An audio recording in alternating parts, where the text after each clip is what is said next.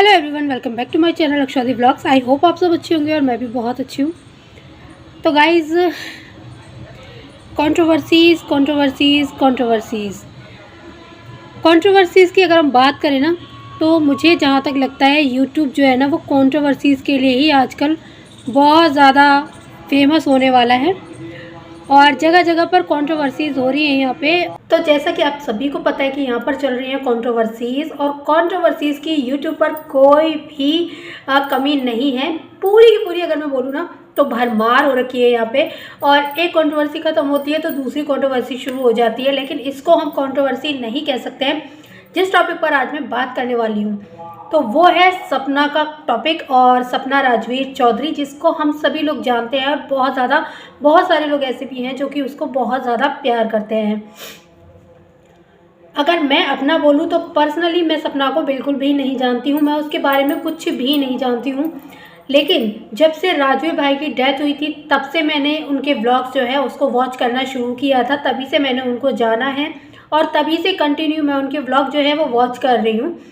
तो जहाँ तक मैं सपना को जान पाई हूँ उनके ब्लॉग के थ्रू, यार वो बहुत ही इनोसेंट लड़की है और बहुत कम एज में उसने इतने सारे दुख देखे हैं ना, कि जिसको कोई भी ना मैच्योर लेडी भी ना बहुत अच्छे से हैंडल नहीं कर पाएगी। अगर उसके साथ एकदम से इतना सब कुछ हो जाए और एकदम उसके ऊपर ना इतना सारा दुखों का पहाड़ टूट पड़े।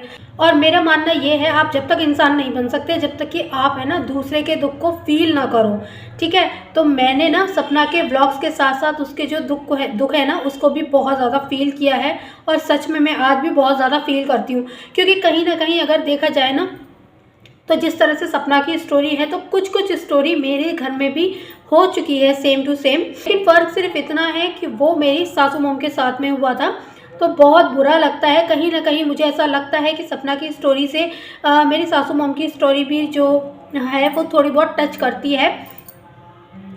तो फिलहाल जब जिसके ऊपर गुजरती है ना गाइस, बस वही जानता है। तो अभी मैं बात करना चाहूँगी यहाँ पर सपना के बारे में। तो अभी क्या चल रहा है यूट्यूब पे कि सपना ने कर दिया है अपने लिए, अपने हक की लड़ाई के लिए आगाज़।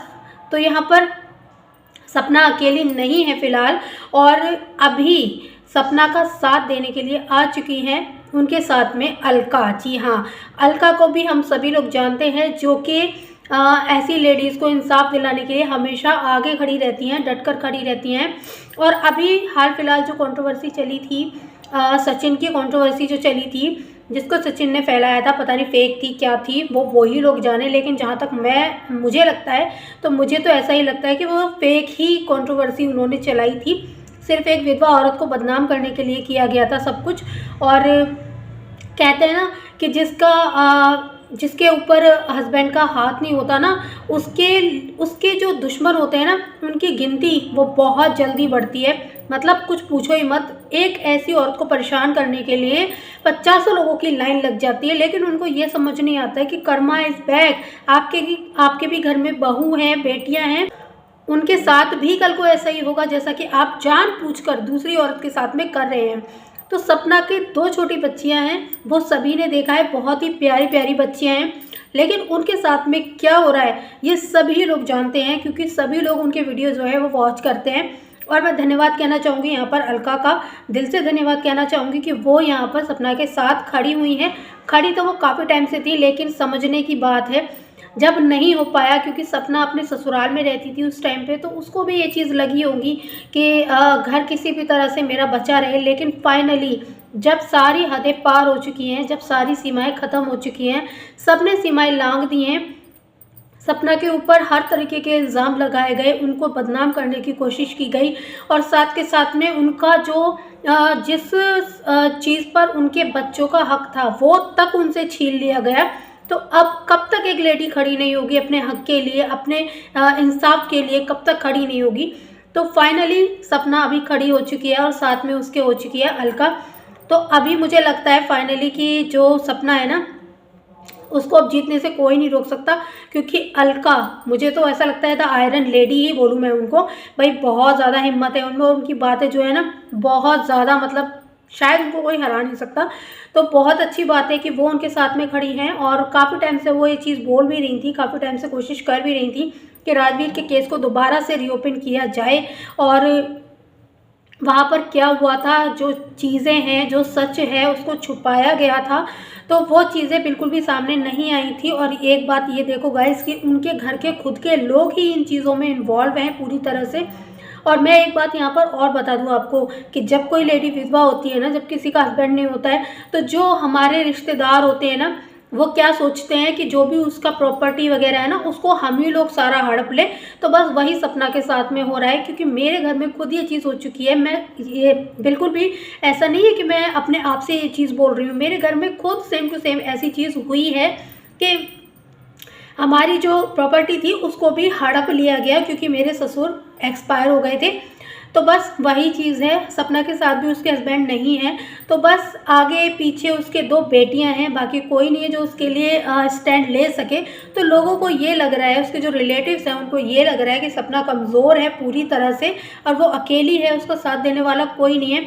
लेकिन वो ये भूल गए कि एक औरत चाहे ना तो सब कुछ कर सकती है। तो अभी सपना पूरी तरह से अपना जो स्टैंड है वो लेने के लिए खड़ी हो चुकी है, और देखते हैं आगे आगे क्या होने वाला है सब में। मैं चाहूँगी कि सपना को इंसाफ मिले, राजवीर को इंसाफ मिले, और उसमें इंसाफ की लड़ाई में हम सब उसके साथ हैं। जो भी सपना को प्यार करते हैं सभी उसके साथ में हैं। एक लड़की जिसको छोटी सी बच्ची बोला जाता है यहाँ पर यूट्यूब पर, सब उसको बहुत छोटा समझते हैं, लेकिन दिमाग से देखो वो कितना ज़्यादा मेंटली प्रिपेयर है, कितनी मतलब क्या बोलूँ मैं, कितना अच्छे से उसने अपना दिमाग लगाया है, पूरे षड्यंत्र के साथ में वो शामिल है इन सब चीज़ों में। किस तरीके से वो अपनी भाभी पर सती सावित्री होने का इल्ज़ाम लगाती है, बोलती आप सती सावित्री नहीं हो। मैंने अगर पोल खोली तो अच्छा, मुझे एक चीज़ और समझ में नहीं आती है कि लोग यहाँ पर आकर बोलते हैं कि अगर मैंने तुम्हारी पोल खोल दी, अगर मैंने वो चीज़ दिखा दी, अगर मैंने ये चीज़ दिखा दी, मेरे पास प्रूफ है, तो मुझे समझ में ये नहीं आता कि फिर वो प्रूफ लगाते क्यों नहीं है, या फिर वो अपना मुंह खोलते क्यों नहीं है कि क्या चीज़ है, बोलो बोलो ना यहाँ पे आके। लेकिन बोलना नहीं है, सिर्फ धमकी देनी है यहाँ पे आके। और आप ना सोशल मीडिया पर किसी को धमकी नहीं दे सकते हो, सोशल मीडिया छोड़ो, आप रियलिटी में भी किसी को धमकी नहीं दे सकते हो। उस बेचारी लेडी की, सॉरी बेचारी नहीं कहूँगी मैं, बेचारी कहूँगी तो वो कमज़ोर होगी, लेकिन वो बेचारी नहीं है, सपना बेचारी नहीं है। हम सब उसके साथ हैं और साथ रहेंगे, जहाँ तक हो सकेगा हम पूरा उसको सपोर्ट करेंगे। जो भी लोग उसके खिलाफ वीडियो बना रहे हैं, जो उसके अपने रिलेटिव हैं, मैं उनसे यही बोलना चाहूँगी कि पहले अपने गिरेबान में झांक कर देखिए, क्या आपके साथ में अगर ऐसा होता कि आपकी बहू बेटी अगर ऐसे विधवा हो जाती और उसके 2 बच्चे होते, उसके 2 बच्चियाँ होती, तो क्या आप उसके साथ में भी ऐसा ही करते? या आपकी बेटियाँ अगर ऐसा होता तो क्या आप उनके साथ में ऐसा ही करते, उसको सपोर्ट नहीं करते बिल्कुल भी? तो अगर सपना की माँ सपोर्ट कर रही है तो उसमें कोई गलत बात नहीं है, वो माँ है और वो सपोर्ट करेगी, उसका पूरा अधिकार बनता है सपोर्ट करने का। वो अपनी बेटी को ऐसे ही नहीं छोड़ सकती ना तुम जैसे दरिंदों के हवाले। जिस तरह से तुम सपना के साथ में कर रहे हो, उसकी न्यूड वगैरह फ़ोटो वगैरह बना के तुम लोगों ने लगाई, तो देखो ऊपर से इंसान हंसता हुआ दिखाई देता है, अंदर किसी का कुछ पता नहीं कि उसके अंदर कितना दर्द है, ठीक है। और सपना जैसी लेडी 2 बच्चों को संभाल रही है, अकेले माँ बनना बहुत ज़्यादा मुश्किल होता है। क्यों सब उसके पीछे हाथ धोकर पड़ गए हैं, उसके घर के लोग सारे के सारे वो इसलिए पड़ गए हैं क्योंकि उनकी प्रॉपर्टी चाहिए। अगर सपना को रास्ते से हटा देंगे तो प्रॉपर्टी लेना बहुत आसान हो जाएगा। अंशु जो है वो पूरी तरीके से अपना अधिकार जमाना चाहती है अपने बुआ और फूफा जी के घर पे, ताकि सारी प्रॉपर्टी जो सपना के बच्चों की है, जिस पर सपना के बच्चों का, राजवीर के बच्चों का अधिकार है, वो सारी की सारी प्रॉपर्टी अंशु को मिल जाए। और अंशु को मिल जाएगी तो उसके घर वाले तो वैसे ही खुश हो जाएंगे। तो सारे के सारे मिले हुए हैं, सबका षड्यंत्र है ये सपना को रास्ते से हटाने का। तो ऐसा बिल्कुल भी नहीं होना चाहिए, और सपना का पूरी तरह से साथ देने के लिए सभी लोगों को आना चाहिए। जिस तरीके से उसके साथ खेला जा रहा है, उस बच्ची के जीवन के साथ खेला जा रहा है, वो बहुत ज़्यादा गलत है गाइज़। और किसी भी लेडी को ना ऐसे सताने का किसी को भी अधिकार नहीं है।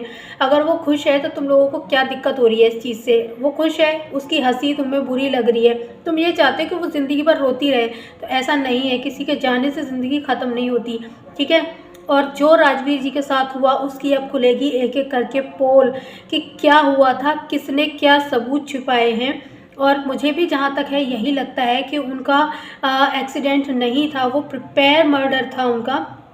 प्लानिंग के साथ जो किया गया था। और आगे आगे पता चल ही जाएगा हम सभी को, जो सच है वो कभी भी नहीं छुपता। देखो आप उसको ना कुछ टाइम तक के लिए बंद करके रखोगे, लेकिन सच कभी नहीं छुपता, ये बात ध्यान रखना। और कभी ना कभी वो सामने आ ही जाता है, जिस तरीके से अब हो रहा है। तो फाइनली हम उस पड़ाव पर पहुंच चुके हैं जहां पर राजवीर जी की डेथ का सच जो है वो खुलने वाला है। और सबूत क्या क्या है अलका जी के पास, वो सब हमें देखने के लिए मिलेगा एक एक करके। और जितने भी लोग हैं ना मुखौटे के पीछे, उन सभी का मुखौटा जो है वो भी खुलने वाला है। तो देखते हैं कि इस सब में कौन कितना और कहाँ तक इन्वॉल्व है। मैं जानती हूँ उनके माँ बाप को दुख है इस बात का, लेकिन उनका दुख भी अपनी जगह है। उनको अपनी बहू का दुख नहीं दिखाई देता, उनको अपनी नातिनों का दुख दिखाई नहीं देता। किस तरीके से वो अपना खुद का घर होते हुए भी बाहर दर दर भटक रही हैं। तो ये बहुत ज़्यादा गलत कर रहे हैं उनके दादी दादा भी। उनको ऐसा बिल्कुल नहीं करना चाहिए था। बहू अपनी अपनी ही होती है, अपने नाती अब वो उनका खुद का खून है, लेकिन वो उससे ज़्यादा अपने रिश्तेदारों पर भरोसा कर रहे हैं। रिश्तेदार बैठे ही उनकी प्रॉपर्टी खाने के लिए कि किसी भी तरीके से वो प्रॉपर्टी जो है वो हथिया लें। तो मुझे तो लगता है वो कहीं तक तो अपने मंसूबों में कामयाब हो ही चुके हैं, क्योंकि सपना को घर से बाहर निकाल कर फेंक दिया गया और उसके साथ मारपीट वगैरह भी काफ़ी टाइम पहले की गई। जैसे कि आज मैंने सपना की कम्युनिटी देखी थी, तो कम्युनिटी पर ऐसा कुछ लिखा हुआ था अंशु से। उसने काफ़ी सपना ने काफ़ी सारे सवाल जवाब किए हैं। अब देखते हैं कि अंशु उनका क्या जवाब देने वाली है। और ऐसे चुप्पी साधने से अब काम नहीं चलने वाला है। अंशु को जवाब देना ही होगा हर एक बात का। किस तरीके से घर के सारे फ़ोन के पासवर्ड अंशु के पास पहुँचे। मतलब एक लड़की, यार मुझे भी मेरे घर के पासवर्ड नहीं पता किसी के भी फ़ोन के, सिवाय मेरे फ़ोन के। यहाँ तक कि मुझे मेरे बच्चों के फ़ोन के भी पासवर्ड नहीं पता, और वो ज़रा सी लड़की, उसको सबके फ़ोन के पासवर्ड पता है।